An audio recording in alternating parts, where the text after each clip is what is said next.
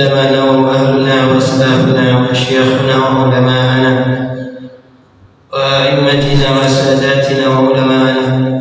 الله يدخل نياتنا في نياتهم وأعمالنا في أعمالهم وأخلاقنا في أخلاقهم، وأن الله يفتح علينا فتوح العارفين ويفقهنا في الدين ويعلمنا التأويل ويغفر ذنوبنا ويستر عيوبنا ويكشف قلوبنا ويجمع شملنا على الهدى ويؤلف ذات بيننا ويولي علينا خيارنا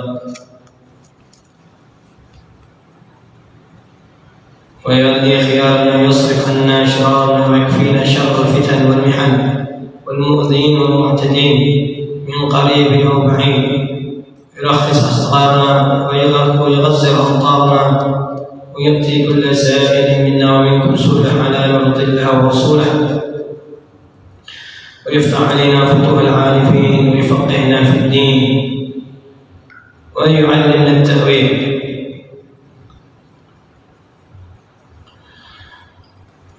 وأن الله يستر عيوبنا ويكشف قلوبنا، وأن الله يقضي كل حاجاتنا حسية ومعنوية ظاهرة وباطنة. ولجميع مشايخنا وأستاذنا ومعلمينا خصوصا أبي سيد أحمد موفق بن عبد الله بن أحمد بن حامد الكاب، الأستاذ محمد رضا بن الله الصقاق سيد الوالد، محمد بن عبد الرحمن الحبشي صاحب الكتاب، الحبيب عمر بن محمد بن سالم بن حفيظ، وشيخه الحبيب علوي بن عبد الله الإدروس، أن الله يحفظهما وينصرهما ويبارك فيهما، وجميع آبائنا وأمهاتنا وأجدادنا وجداتنا، أن الله يغفر لهم ويرحمهم ويسكنهم الجنة برحمته. إلى حضرة النبي محمد صلى الله عليه وآله وصحبه وسلم. بسر الفاتحة. أعوذ بالله من الشيطان الرجيم. بسم الله الرحمن الرحيم. الحمد لله رب العالمين الرحمن الرحيم مالك يوم الدين، إياك نعبد وإياك نستعين، اهدنا الصراط المستقيم صراط الذين أنعمت عليهم غير المغضوب عليهم ولا الضالين آمين. بسم الله الرحمن الرحيم. الحمد لله رب العالمين. اللهم صل وسلم على سيدنا محمد الفاتح لما أغلق والخاتم لما سبق ناصر الحق بالحق والهادي إلى صراطك المستقيم وعلى آله وصحبه حق قدره ومقداره العظيم. سبحانك لا علم لنا إلا ما علمتنا إنك أنت العليم الحكيم. رب اشرح لي صدري ويسر لي أمري واحلل عقدة من لساني يفقهوا قولي وسدد لساني واهد قلبي بجاه النبي والصحب والآل. ربي زدنا علما نافعا وارزقنا فهما صادقا. اللهم إنا نسألك فهم النبيين وحفظ المرسلين وإلهام الملائكة المقربين يا أكرم الأكرمين. اللهم علمنا ما ينفعنا وانفعنا بما علمتنا وزدنا علما. اللهم إنا نعوذ بك من علم لا ينفع ومن قلب لا يخشع ومن نفس لا تشبع ومن دعوة لا تسمع ولا تستجاب لها، وإلى التعلم والتعليم والإفادة والاستفادة والتذكر والتذكير والنفع والانتفاع والحث على التمسك بكتاب الله وسنة رسوله والدعوة إلى الهدى والدلالة على الخير ابتغاء مرضاته وقربه وثوابه سبحانه وتعالى. أما بعد. إلى أن قال أولاده سبعة. Kitabnya Ad-Dhakhirah ya. Kalau Fahmi nanti mau nyari namanya Ad-Dhakhirah itu Musyarrafah yang disusun oleh Habib Umar Hafiz ya. Umar. Sampailah kita ke anak-anaknya Rasulullah ya. Kemarin sudah kita bahas yang 3 laki-laki, Al-Qasim, Abdullah, Ibrahim. Yang perempuannya Zainab, Ruqayyah, Ummu Kulthum. Nah, sampailah kita ke Fatimah Az-Zahra yang keempat, putrinya Rasulullah yang keempat, Fatimah Az-Zahra. Tapi bukan, nah kemarin ya faedah kemarin, Fatimah ini bukan anak bungsu. Ingat ya, Fatimah ini bukan anak bungsu. Anak bungsunya Rasulullah itu adalah Ibrahim. Nah, ingat ya, karena semua anaknya Rasulullah itu dilahirkan di Makkah kemarin. Semuanya dilahirkan di Makkah kecuali Ibrahim. Ibrahim dilahirkan di Madinah. Ini maklumat baru nih buat kita berdua. Ya. Banyak ngira bahwasanya Fatimah itu anak paling kecil. Nah, justru Fatimah ini anak nomor 3 kalau urutan perempuan. Ya. Zainab, Ruqayyah, Fatimah, Ummu Kulthum. Jadi kalau perempuan yang paling kecil adalah Ummu Kulthum.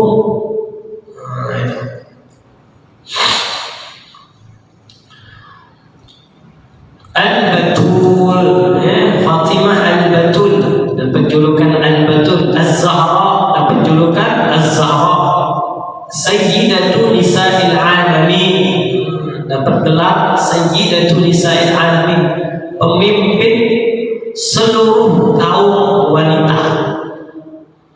Kalau dikata pemimpin seluruh kaum wanita itu bukan Raden Ajeng Kartini. Atau misalnya yang di Aceh siapa? Tengku Cut Nyadin kan?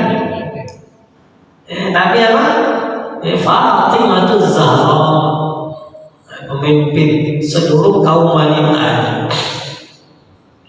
Wa qad zawwajaha abuha sallallahu alaihi wasallam li sayyidina Ali bin Abi Thalib karramallahu wajhahu bi amrin minallahi. Jadi bukan biasa-biasa saja ini.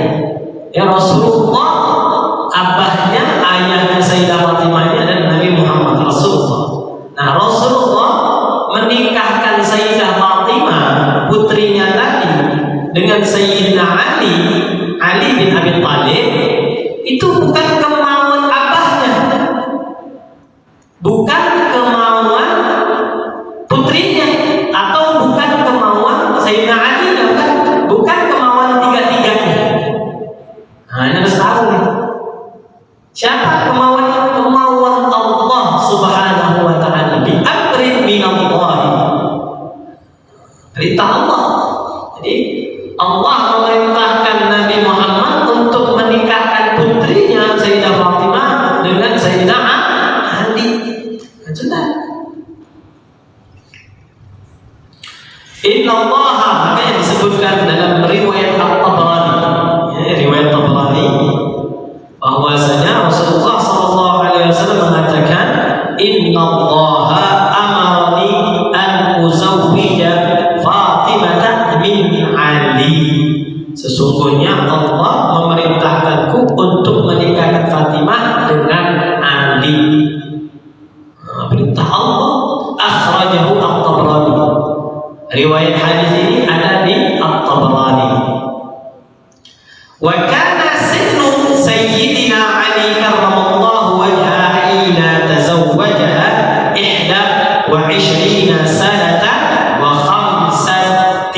khamsata ashhurin. Umurnya Sayyidina Ali ketika menikah dengan Sayyidah Fatimah berapa? Siapa yang tahu? Berapa umurnya Sayyidina Ali ketika nikah? Berapa? 16-an. 16-an lah, 16-17. Salah. Umurnya 21 tahun 5 bulan. 21 tahun 5 bulan. Rijal 21 tahun. Sayyidina Ali menikah umurnya 21 tahun. Wah, kalau sekarang ibu, zaman sekarang ibu, wah ini nanti anak perempuannya mau dikasih apa? Nah, pasti pikiran orang seakan-akan dia yang menentukan rezeki. Hati-hati ya, ngomong seperti itu bisa iman lepas, hati-hati saja, hati-hati. Bukan hati otomatis, hati-hati. Itu menandakan imannya lemah sekali, bukan lemah saja, lemah sekali. Dia tidak tahu yang ngatur rezeki itu Allah. Tidak sadar dia ngomong seperti itu. Oh, dikasih makan apa anak saya? Hati-hati itu, imannya lemah sekali, takutnya hilang imannya. Nah, sedangkan Sayyidah Fatimah pada saat menikah, wahia ibnatu 15 sanatan. Sayyidah Fatimah waktu menikah dengan Sayyidina Ali umurnya 15 tahun. Ya, 15 tahun. Mudah. Remaja.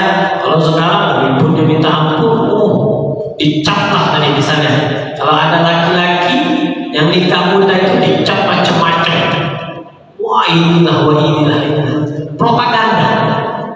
Ya kita ini masuk propaganda. Kenapa?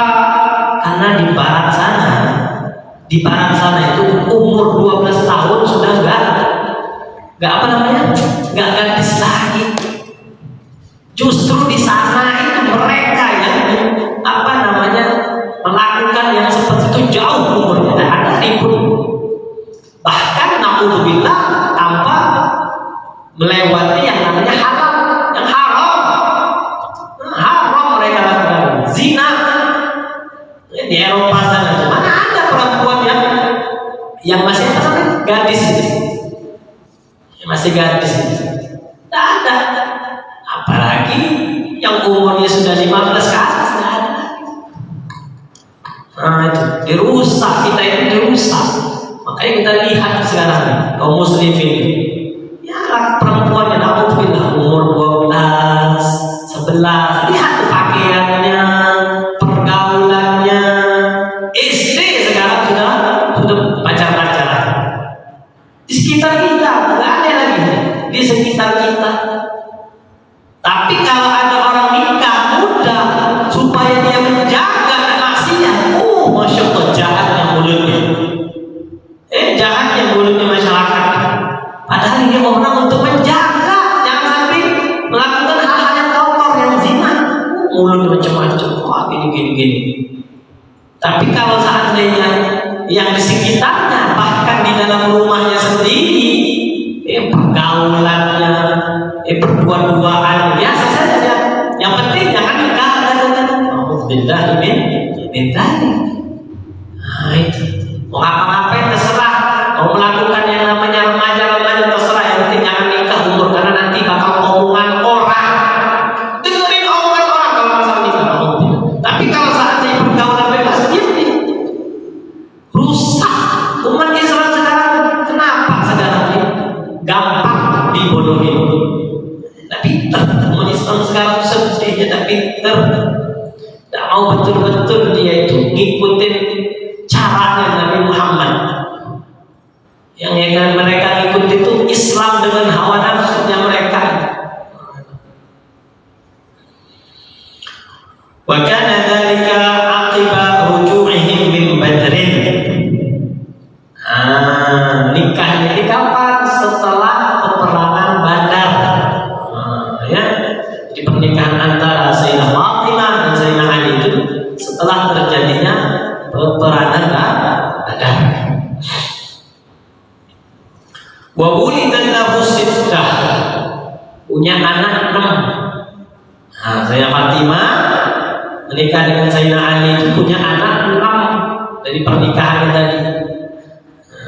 Jadi jangan kira itu cuma Hasan Hussein saja ya. Tahunya itu Hasan Hussein ada 6 anaknya itu. Salatatu banunin, 3 laki-laki, 3 laki-laki. Wa salatu banatin, 3 perempuan. Jadi Sayyidah Fatimah, dari pernikahan Sayyidah Fatimah dan Sayyidina Ali, Rasulullah mendapatkan cucu 6. Cucunya 6. 3 laki-laki, 3 perempuan. Fal banun, yang laki-laki namanya Humul Hasan wal Husain wa Muhassin, atau ada yang bilang Muhsin.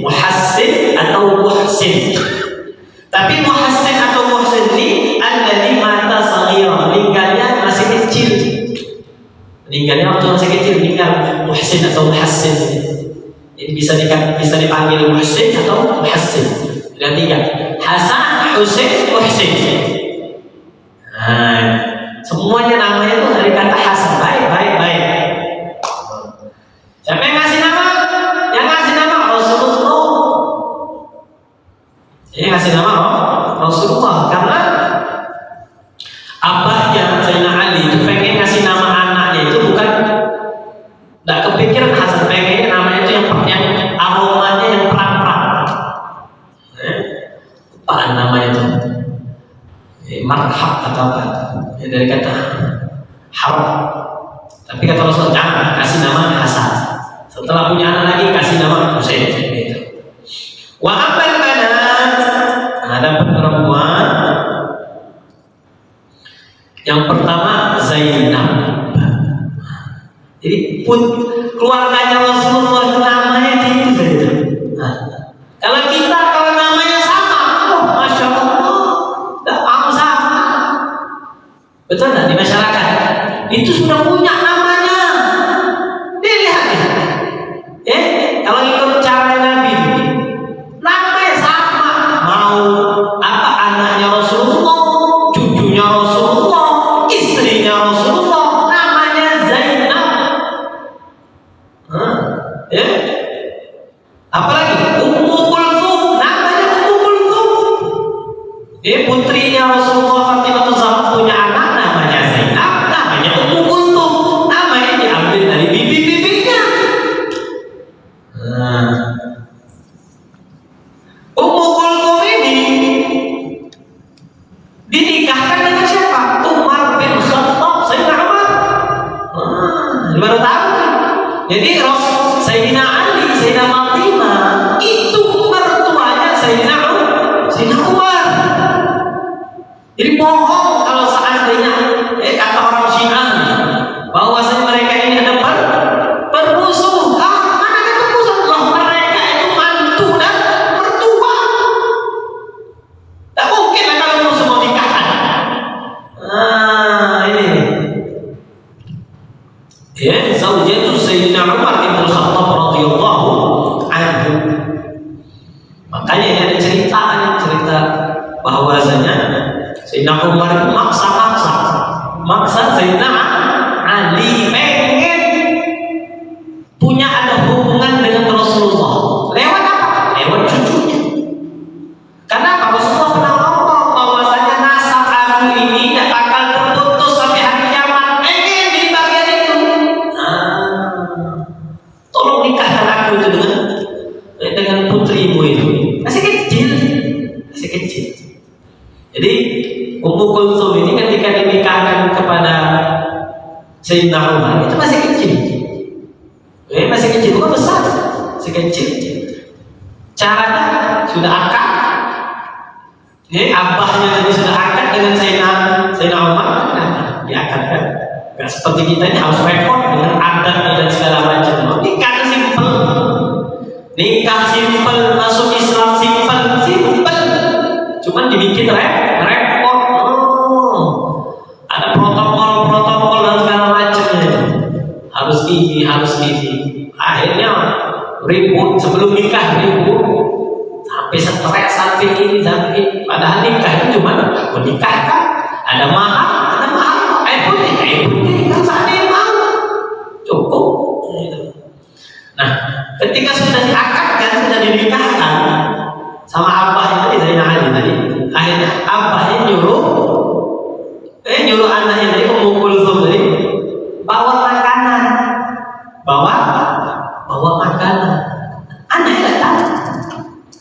Anaknya tidak tahu Ummu Kulthum tidak tahu kalau seandainya dirinya tadi sudah dinikahkan sama abahnya. Nih, bawa makanan kasih ke khalifah pada saat itu jadi khalifah Sayyidina Ali.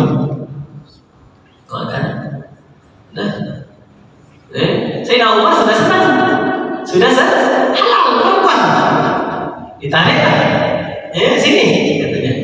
Bukan hanya ngambil makanan, tapi tangannya juga ditarik. Nah, langsung naik dalam. Sayyidina Kulthum marah. Kalau seandainya engkau ini bukan khalifahnya Amirul Mukminin, tempeleng wajahnya, sudah ketampar wajahnya. Oh, itu. Ulang dia cepat-cepat arahnya. Apaan katanya ambil mungkin seperti ini katanya. Tenang kata Sayyidina Ali, tenang. Itu sudah jadi suatu Nabi. Kalau sekarang Masya Allah heboh kalau ada cara yang seperti itu ya.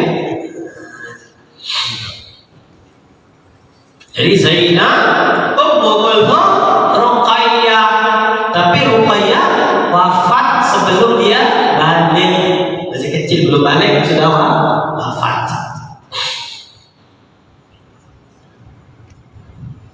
Nah di sini disebutnya di dalam kitab syarahnya dari Al-Fawaidul Mu'allafah, di sini disebutkan wa Fatimah Zahra hiya asgharu auladi sallallahu alaihi wasallam. Di sini dalam riwayat ini Sayyidah Fatimah ini anak yang paling kecil. Tapi kalau di kitab Sirah Muhammad Rasulullah itu bukan. Jadi ada dua pendapat. Ada dua pendapat yang mengatakan siapa yang putri yang paling kecil. Nah, kalau di sini disebutkan bahwa anak yang paling kecil Fatimah. Yang umumnya kita ketahui, nah sesuai dengan waqad dafa'at abiha fi Makkah itu kanat tarfa'ul adha alladhi yad'unahu ala ra'sihi sallallahu alaihi wasallam. Sayyidah Fatimah inilah yang membela abahnya Rasulullah sallallahu alaihi wasallam. Ketika saat di Makkah itu beliau diganggu oleh kaum musyrikin ketika kotoran-kotoran ditaruh di kepalanya Rasulullah sallallahu alaihi wasallam. Marah. Kenapa kalian ganggu ayah? Ayahku tidak pernah ngajak ganggu orang. Ayahku tidak pernah melakukan kerusakan. Ayahku tidak pernah ngajak kalian sesat justru. Ayahku ngajak kalian kenal sama Allah Subhanahu wa taala. Kenapa kalian ganggu? Berani saya dapat itu.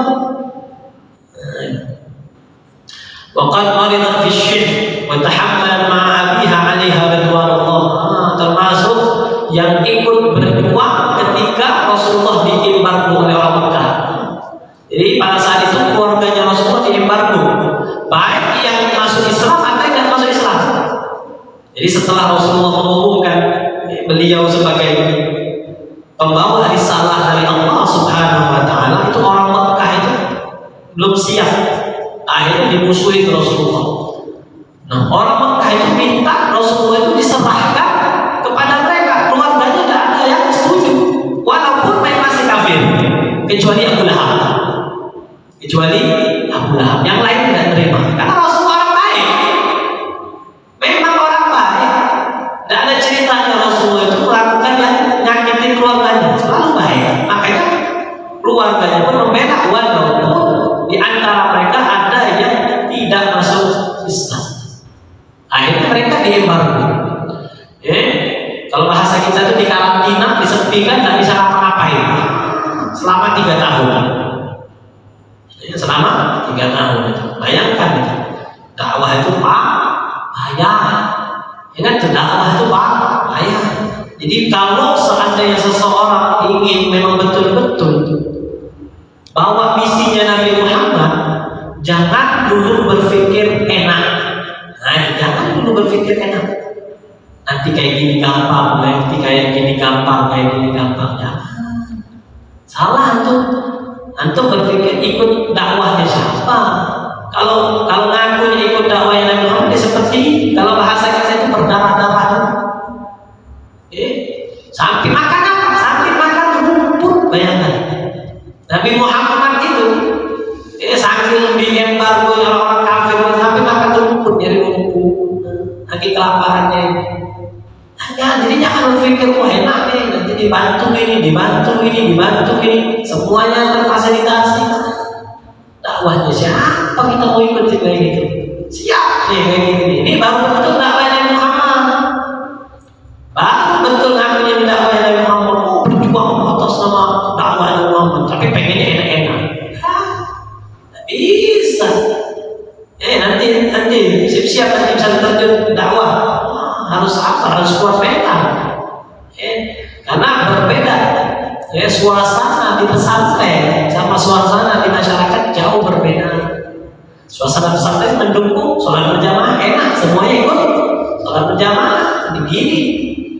Nanti di masyarakat lain. Gitu. Jadi dakwahnya Rasulullah itu di awal-awal memang betul perjuangan. Wanalat manzilat aliyah, karena kesabaran Sayyidah Fatimah tadi dapat kedudukan yang sangat tinggi. Faqad akhrajal Bukhari wa Muslim, disebutkan di dalam Bukhari dan Muslim, annahu sallallahu alaihi wasallam qala li Fatimah, Rasulullah berkata kepada Fatimah, "Ama tardaina an takuni sayyidat nisa'i ahli jannah aw nisa'il mu'minina?"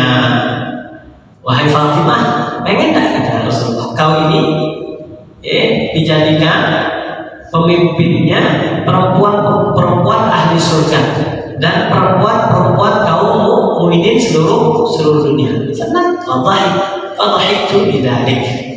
Maka aku senang. Kata Rasulullah, kata Sayyidah Fatimah. Doanya Rasulullah. Wa qala sallallahu alaihi wasallam, Fatimah sayyidatu nisa'i ahli jannah. Fatimah itu adalah pemimpinnya perempuan ahli surga. Kalau perempuan pengen niru, contoh yang patut layak ditiru, contohlah Sayyidah Fatimah. Baca biografi Sayyidah Fatimah itu, bagaimana beliau itu saking tidak mau dilihat oleh laki-laki. Sangat menjaga betul.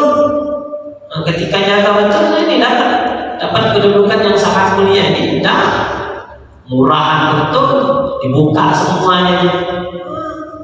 Akhirnya apa ya? Namanya tidak ada harga diri, sudah dilihat orang pun biasa saja. Makanya Sayyidah Fatimah sampai apa? Sampai dia berwasiat dikuburkan itu sama suaminya dan anak-anaknya. Tidak ada yang boleh lain dengan. Sampai tidak ada yang tahu di mana makamnya. Saking menjaganya, tidak mau dilihat orang ini, tidak mau. Makanya nanti di akhirat pun orang mau masuk surga. Bagaimana masuk surga? Sudah tidak ada lagi yang namanya hisab-hisab, tidak ada lagi. Lihat perempuan dosa tidak ada lagi di surga, tidak ada lagi. Tapi ketika Sayyidah Fatimah mau lewat menyeberang jembatan Sirat, orang-orang suruh tundukkan kepalanya. Karena Sayyidah Fatimah mau lewat sampai segitunya mulia. Jadi hakikat kemuliaan perempuan itu tambah dia menjaga kehormatannya dari mata-mata pria, tambah tinggi derajatnya, tambah mulia, tambah gampang dilihatnya, tambah rendah derajatnya, bukan tambah tinggi. Jadi bukannya tambah banyak yang ngelirik itu dia tambah mahal. Jangan berpikir tambah mahal, tambah murahan gitu, tambah murahan perempuan yang seperti itu. Namun beda.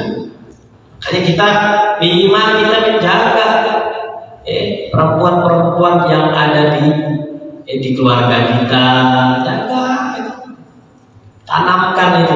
tanamkan sebagaimana cara Rasulullah mendidik putri-putrinya.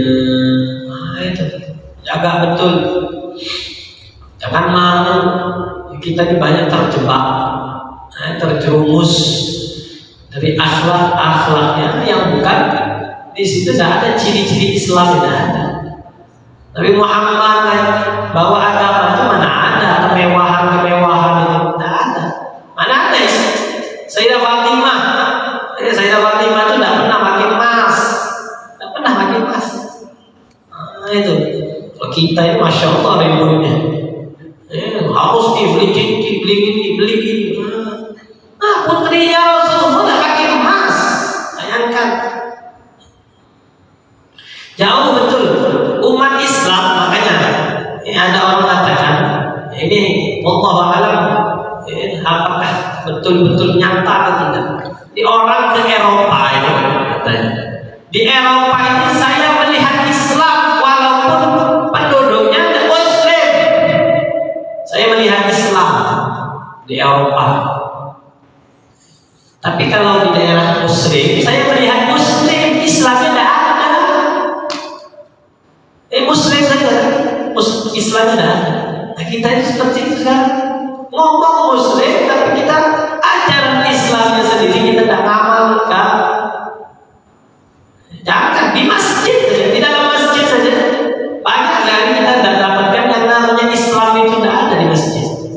Ini tidak ada di masjid. Nah, maka radhiyallahu anha ba'da wafati abiha sallallahu alaihi wasallam 6 ashhur. Beliau hidup setelah wafatnya abahnya dan Rasulullah itu 6 bulan saja. Jadi langsung nyusul abahnya, langsung nyusul Rasulullah. 6 bulan meninggal Sayyidah Fatimah. Tsumma tuwufiyat yaum Tsulatsa, wafatnya hari Selasa. Di salat kalau Ramadan 3 Ramadan. Ya 3 Ramadan. Nah, itu wafatnya Sayyidah Fatimah. 11 min al-Hijrah, tahun ke-11 Hijrah. Tahun ke-11 Hijrah. Wa hiya bintu 28 sana, umurnya ketika wafat 28 tahun. 28 tahun. Wa dufinat bil Baqi' lailan, dikuburkan di Baqi' malam-malam. Wa shalla 'alaiha Sayyidina Ali bin Abi Thalib. Ini yang mensalati siapa? Suaminya Ali bin Abi Thalib. Wa qila Abbas, pamannya. Ada yang mengatakan pamannya.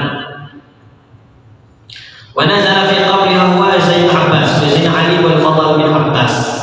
Jadi yang menguburkan itu, yang masukkan ke dalam lahat itu pamannya Abbas, Sayyidina Ali dan sepupunya Fadl bin Abbas.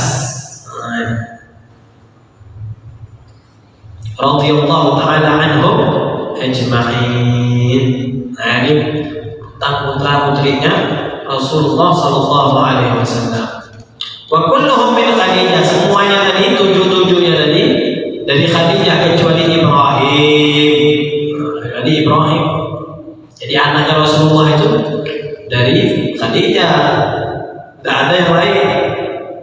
Illa Ibrahim min Mariyatil Qibtiyah. Dari kalau Ibrahim itu dari Maryam Qibtiyah, waqad ahdaha al-Muqawqis. Jadi Maria ini hadiah dari Raja Muqawqis. Raja di Mesir. Raja yang ada di Mesir. Fahtafadha Rasulullah sallallahu alaihi wasallam wa wahaba Sirin Hasan bin Thabit. Jadi Rasulullah ini dihadiahkan 2 budak. Jadi namanya Maria dan saudaranya Maria namanya Sirin. Maria dan Sirin. Nah, ini Rasulullah dapat hadiah dari Raja Muqawqis. Nah, Sirin tadi dihadiahkan Rasulullah kepada Hasan bin Thabit. Masih ingat Hasan bin Thabit siapa ya? Siapa Hasan bin Thabit? Tahu? Tidak tahu. Ayahnya Khalid. Hasan bin Thabit.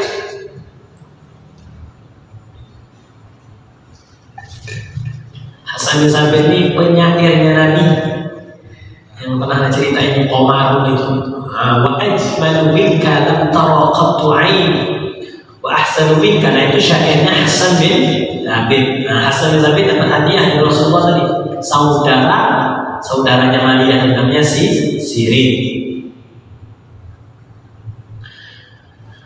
Adadu ghazawatihi. Nah, sekarang masuklah ke bab tentang bilangan peperangan yang dihadiri oleh Rasulullah sallallahu alaihi wasallam. Nah, sebelum kita bahas itu, di sini ada sedikit tambahan. Wulidat Maria radhiyallahu anha li Rasulillah sallallahu alaihi wasallam Ibrahim. Berikan saja bahwasanya Maria ini melahirkan seorang anak dari Rasulullah itu yang bernama Ibrahim. Wa makathat ba'da wafatin Nabi sallallahu alaihi wasallam 5 sanawat. Setelah Rasulullah wafat, Maria ini hidup selama 5 tahun. Jadi setelah wafatnya Rasulullah 5 tahun, wafatlah yang namanya Maria.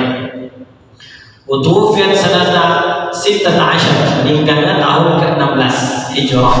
Wa shalla 'alaiha Sayyidina Umar, yang mensalati Sayyidina Umar, dan dikuburkan di Baqi. Dikuburkan di Baqi Maria. Itu tadi tambahan saja. Sekarang jumlah bilangan peperangan yang dihadiri oleh Rasulullah. Jadi semasa hidup itu kan banyak terjadi peperangan. Yang kita tahu yang umumnya Badar, Uhud. Apalagi yang anda tahu selain Badar dan Uhud? Khandaq, apalagi? Apalagi Pak Asnawi? Asrin? Nah, sudah. Badar sudah, Badar, Uhud, Khandaq sudah. Apalagi? Anda tahu? Khandaq itu Khandaq ada itu. Apa? Ente belajar sirah sampai mana babnya? Nasab Rasulullah. Yang terkenal itu diantaranya Ghazwatul Tabuk, Ghazwah peperangan Tabuk atau namanya Usrah. Itu melawan orang Romawi. Bilangannya ratusan ribu pasukannya. Pasukan Muslimin 30.000 atau 70.000. Pasukan kafir itu Romawi itu sekitar 300.000 pasukannya. Bayangkan banyak. Itu lagi payah-payahnya malah perangnya dengan pasukan besar, kerajaan besar. Namanya perang Tabuk. Ada lagi perang apa lagi? Perang yang namanya perang Ahzab atau perang Khaybar. Pernah dengar?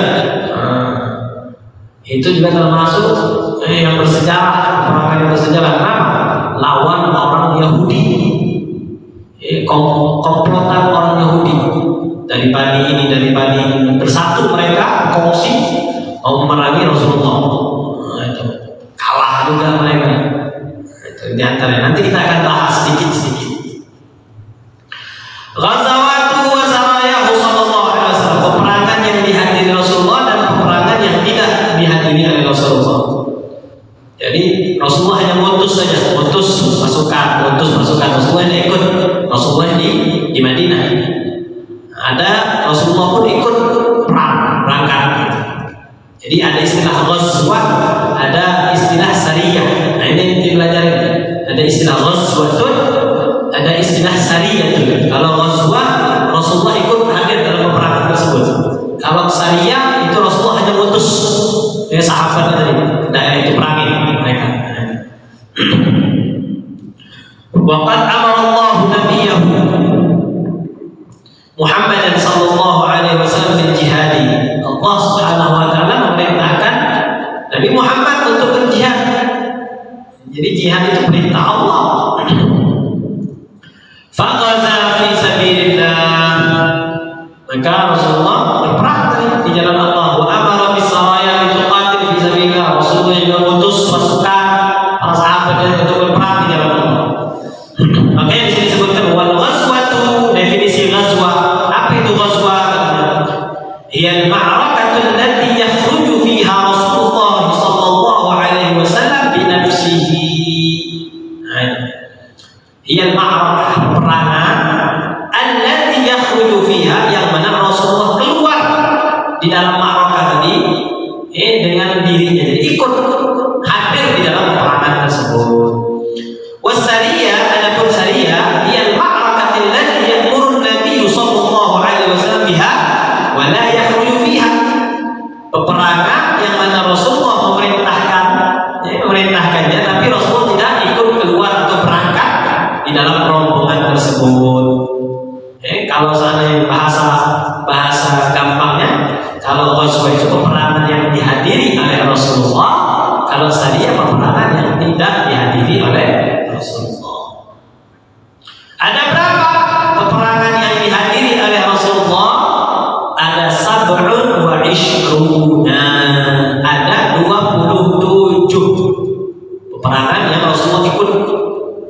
Waqila 25. Ada pendapat mengatakan 25. Waqila 19. Ada lagi mengatakan 19. Waqila 21. Ada lagi yang mengatakan 21. Banyak ada pendapat-pendapat.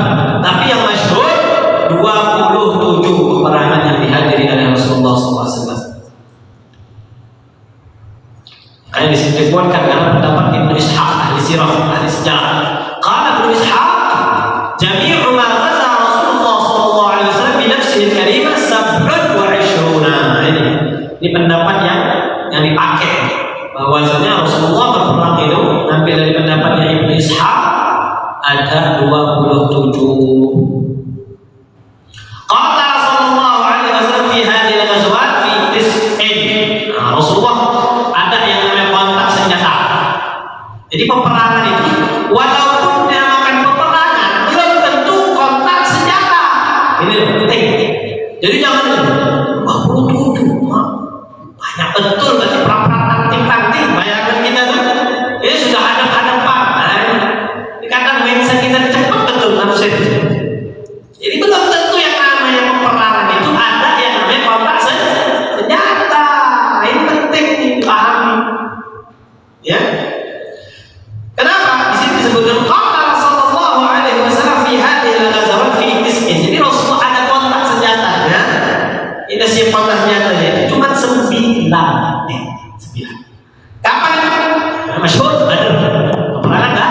Ada Uhud, Khandaq, Quraidah, peperangan Ghazwat Bani Mustaliq, Khaybar, Al-Fatah, Hunain, sama Taif.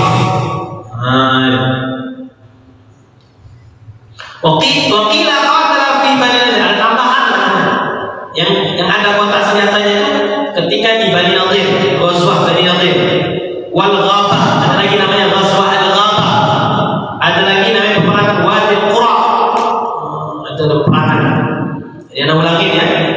Ada Uhud, ada Badar, ada Uhud, ada Khandaq, ada Quraidah, ada Mustaliq, ada Khaybar, ada Fatah, ada Hunain, ada Taif. Nah itu 9 yang masyhur. Tapi ada pendapat mengatakan di Bani Nadir ada juga, di Ghabah ada juga, di Wadi Qura ada juga. Artinya sisanya kalau seandainya 27 dikurang 9 berapa dia? 18. Benar. Nah, 18 itu sudah siap-siap. Dia sudah musuhnya kabur. Musuhnya kabur. Dengar nama Nabi Muhammad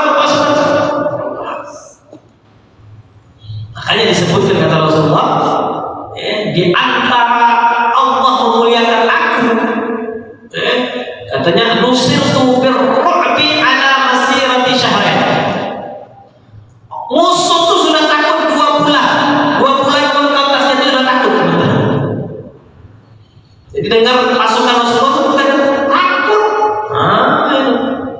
Jadi musuh itu belum apa-apa sudah takut sama Nabi. Jadi sisanya itu tidak ada kontak senjata. Datangin nih, katanya nantangin. Rasulullah nantangin, sampai hilang. Nah, banyak seperti itu. Jadi Rasulullah itu sistemnya Rasulullah, perangan Rasulullah itu bukannya Rasulullah datang tiba-tiba pengen perang, bukan seperti itu. Dengar kabar Rasulullah mau diperangi, ditantang. Nah kayak gitu. Jadi dengar kabar nih, pastinya ada mata-mata. Rasulullah punya mata-mata. Jasus teman. Bahwasanya daerah ini sudah siap-siap mau memerangi kita ya Rasulullah. Ini dapat kabar. Kalau bahasa kita intel sekarang. Dengar kabar ini ada. Kata Rasul siapkah? Kita datangin. Nah kayak gitu. Sudah kabar nih. Namanya bahwasanya kalian sebelum kalian datang kami yang datang. Nah kayak gitu. Jadi bukannya Rasulullah pengen nantangin, Rasulullah pernah ngajak mulai perang itu Rasulullah pernah. Tapi kalau seandainya ditantangin, tidak ada. Yang kalau mau nahan, baik maafin, kita tunggu ya, datangin.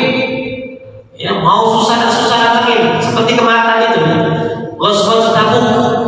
Ya Ghazwat Tabuk itu mereka sudah nyiapin. Kata Rasulullah jangan mereka datang ke sini, kita yang datang ke sana. Kita yang datang ke sana. Walaupun pada saat itu lagi paceklik, kena dampak corona, ekonomi merosot. Nah, walaupun datang, makanya ada sahabat yang nangis, ada yang ini, ada alasan karena mereka lagi susah. Tapi panggilan jihad, ada yang munafik macam-macam. Nah, banyak.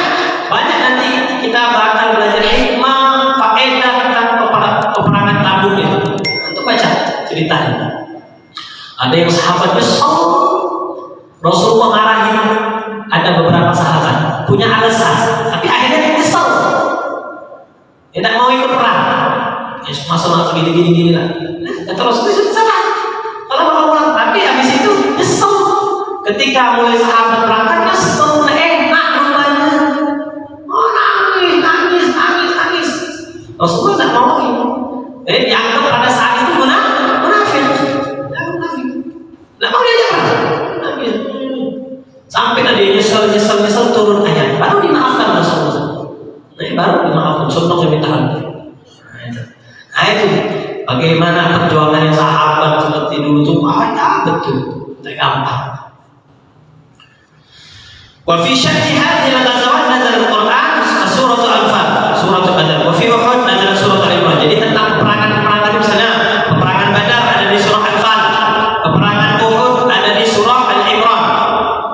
Wa idh ghadawta min ahlika tubawwi'ul mu'minina maq'ida lil-qital wallahu samii'un 'aliim. Wa fi qissati Khandaq wa Quraidah wa Khaybar nazala surah Al-Ahzab. Peperangan Khandaq, Bani Quraidah, Khaybar ada di surah Al-Ahzab. Surah Al-Hasyr ada di Bani Nadir. Kejadian Hudaybiyah ada di surah Al-Fatah.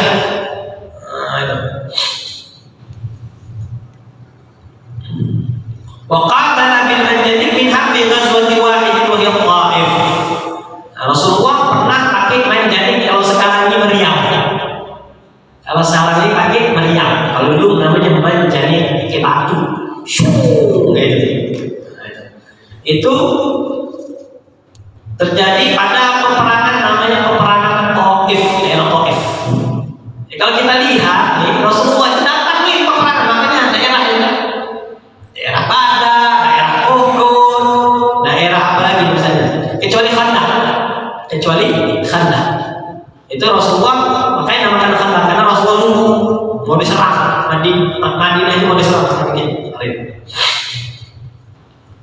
Taif, Rasulullah datang di daerah Taif itu. Kalau sekarang ini namanya Riyadh, Taif itu namanya Riyadh sekarang. Bukan. Taif masih ada. Sekarang Taif masih ada. Nama kota namanya Taif, kota Taif. Riyadh itu Najd. Wa tahassana fil Khandaq fi wahidin wa hiya Al-Ahzab. Namanya bikin Khandaq, peperangan Ahzab. Asyara bihi alaihi Salman al-Farisi. Rasulullah pernah sekali jadi peperangan yang Rasulullah hanya bikin parit itu hanya peperangan Khandaq saja. Yang lainnya satu langsung ke depan.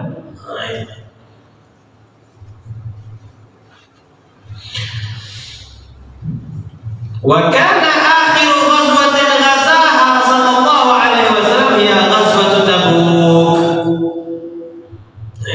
Ghazwah yang dihadiri oleh Rasulullah sallallahu alaihi wasallam yang akhir dari peperangan yang dihadiri Rasulullah adalah peperangan Tabuk. Di sini tidak ada, di sini masih kitab Khulasatul Yaqin masih di awal-awal dakwahnya Rasulullah. Kalau nggak salah di juz kedua atau juz ketiga tentang peperangan. Nanti insya Allah kita akan bahas berapa 27 tadi peperangan apa saja. Peperangan apa saja yang ada 27 tadi. Baru yang hanya kita sebutkan di sini. Nah yang belum disebutkan misalnya Quraisy, ada peperangan namanya Ghazwatul Quraisy. Wa adadu sarayahu, adapun yang namanya peperangan yang tidak dihadiri oleh Rasulullah ada 47. Lebih banyak. Ada 47 yang dihadiri, yang tidak dihadiri oleh Rasulullah sallallahu alaihi wasallam. Insyaallah kita akan bahas di waktu yang akan datang. Ada pertanyaan? Silakan. Itu 7 peperangan itu berapa lama? Selama 10 tahun. Selama 10 tahun. Kapan dakwahnya kapan? Ketika Rasulullah di Madinah itu berbeda dengan di Mekah. Ya. Jadi dakwahnya Rasulullah ketika di Mekah dan di Madinah berbeda. Ketika di Madinah Rasulullah sudah disambut sama penduduk Madinah. Berbeda dengan di Mekah. Jadi fasenya pun berbeda. Makanya fasenya itu berbeda. Jadi Rasulullah dalam berdakwah di Madinah itu sudah lebih gampang. Sudah lebih gampang. Karena apa? Banyak support, banyak yang mendukung, banyak yang membantu, banyak yang membela. Dan sahabat pun sudah pintar, banyak tersebar. Jadi bukan hanya Rasulullah saja dakwah. Walaupun Rasulullah masih ada pada saat itu, bukan hanya sekedar Rasulullah saja yang berceramah. Itu. Makanya kata Rasulullah, zaman kalian ini ngaji tidak usah banyak-banyak, tapi banyaknya amal. Di antara amal tadi ngajar, menyebarkan Islam. Dapat ilmu sedikit langsung bikin, dapat ilmu sedikit langsung bikin, kayak gitu. Makanya seperti Abu Dhar masih langsung kau dakwahin daerahnya. Seperti itu dakwahnya. Jadi jangan kebayang Rasulullah saja dakwah ceramah gini. Nah, sahabat sudah tersebar. Udah banyak sahabat Rasulullah. Apalagi sahabat Rasulullah itu banyak yang cerdas. Seperti Abdullah bin Abbas, Abdullah bin Umar, Ali, dan segala macam. Ya, jadi seperti ini. Jadi gimana banyaknya dakwah yang perang banyak? Sahabat banyak saja. Dikirim ke daerah ini. Nah, seperti itu. Itulah kebayaan ya. Nah, ya. Jadi ketika Rasulullah hidup pun, makanya dakwah tidak hanya dipegang satu orang saja. Tidak hanya dipegang satu orang saja. Masing-masing mengambil bagian gitu. Jadi masing-masing tahu dia dengan kapasitasnya. Apa yang saya dapat ilmu itu yang saya dakwahkan, saya sebarkan. Tidak berani dia rempet. Saya dapatnya ini, ya sudah ini yang saya sampaikan. Tidak berani dia ngambil lebih, karena belum kapasitasnya saya. Makanya ada yang hanya sekedar untuk dirinya dan keluarganya. Ada untuk orang di sekitarnya, ada untuk dia dikirim. Makanya Rasulullah pun pilih. Kalau kita belajar sejarah itu Rasulullah pilih siapa? Fulan dikirim. Bukannya langsung semua sahabat ini, dipilih, diseleksi dulu. Ini kapasitasnya ini, gitu loh. Nah, tergantung kemampuannya. Misalnya pengen belajar Al-Quran, dikirimlah yang Arab, hafal Quran. Ini gitu. Syukurlah ini sekarang. Nah, Syukurlah sekarang ini tinggal ceramah Jadi mati ya. itu berjuang Pak, bisa itu jual. Tawa. ada pertanyaan lain? Ada pertanyaan? Kalau dulu yang hafal Quran itu sampai dibantai. Hafal Al-Quran sampai dibantai. Itulah Rasulullah nangis. Jadi namanya ketika kejadian waqatul Ra'al berdakwah, daerah Ra'al, kabilah Ra'al dan dakwah.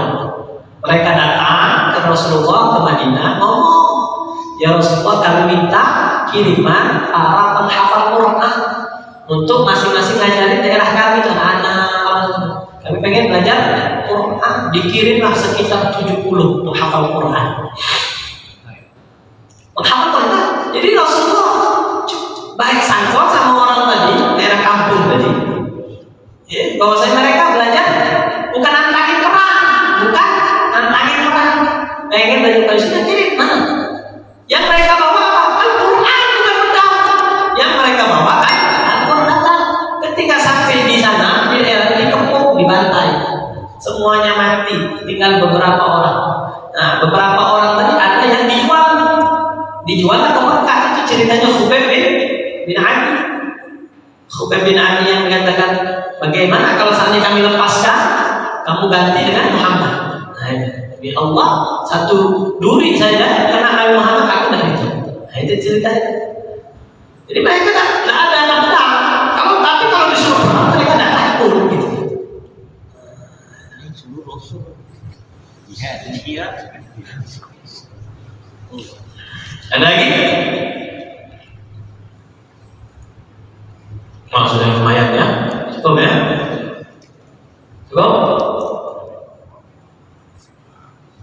Oh. Wallahu a'lamu bishawab. Kalau misalnya antum pengen nanti pembahasan tentang perang-perang, nanti insya Allah kita bahas perang ini ya. Mulai kita sedikit-sedikit ya. Peperangan Badar, gimana ceritanya, alur ceritanya, peperangan Uhud. Insya Allah kita nanti mulai besok, pertemuan besok, insya Allah kita bahas tentang peperangan. Ya sedikit-sedikit saja. Bukan ngajak antum pengen perang-perangan ya. Kalau perang-perangan sama orang rumah ya apa? Ya, coba cerita sejarah itu bagaimana perjuangannya Rasulullah. Ya, wallahu a'lamu bis-shawab. Subhanakallahumma wa bihamdika asyhadu an la ilaha illa anta astaghfiruka wa atubu ilaik. Allahu akbar.